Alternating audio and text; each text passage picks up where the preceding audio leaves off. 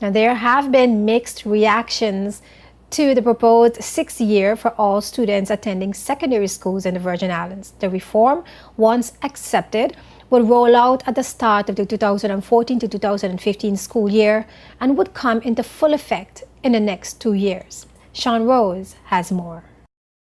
The proposal to extend the duration of secondary education for all students in the territory from 5 to 6 years was met with varied levels of anticipation, but more so reception and rejection when the third phase of consultations got underway on Tuesday, February 18, at the Sir Rupert Briarcliff Hall.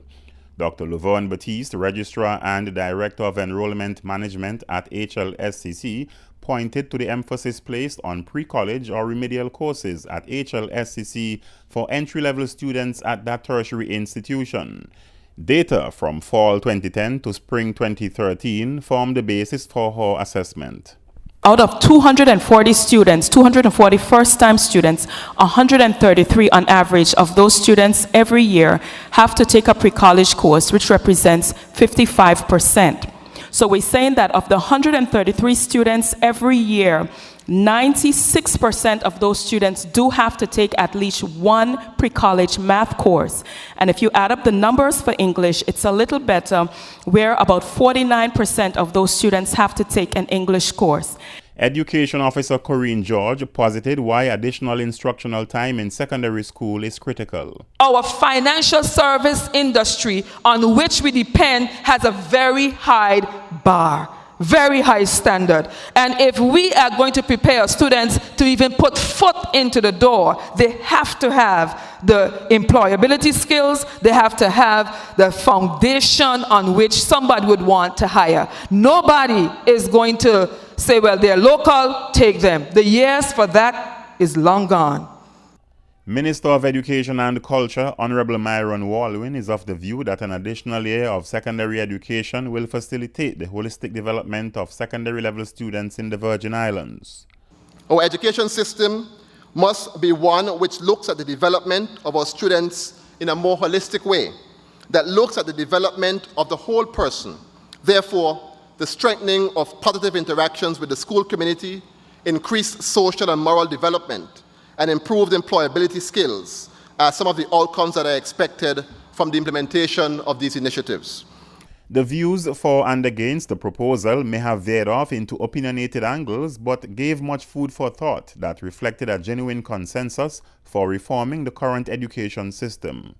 And I don't have any problem with the change, but I just want the change to be done right for the children, not for the adults.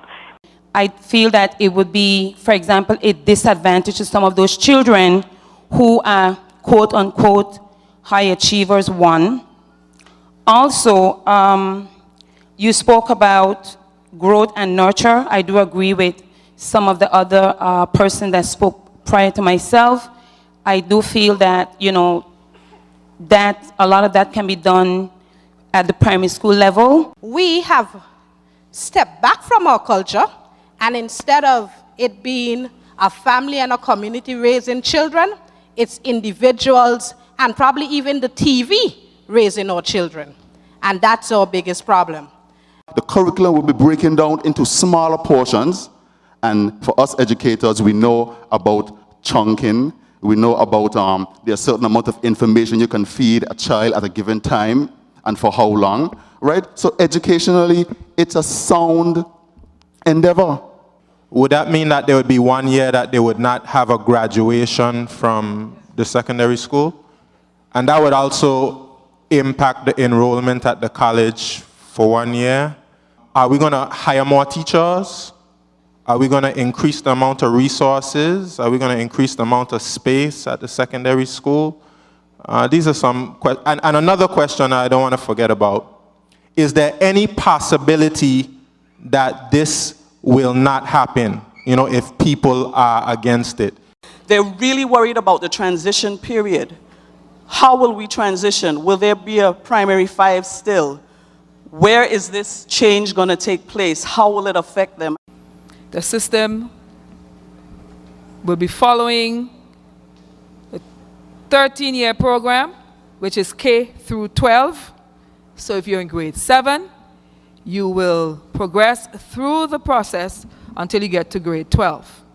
We are saying also that we are offering at the upper end more instructional time for those students who need to complete their external examination and even their school leaving requirements.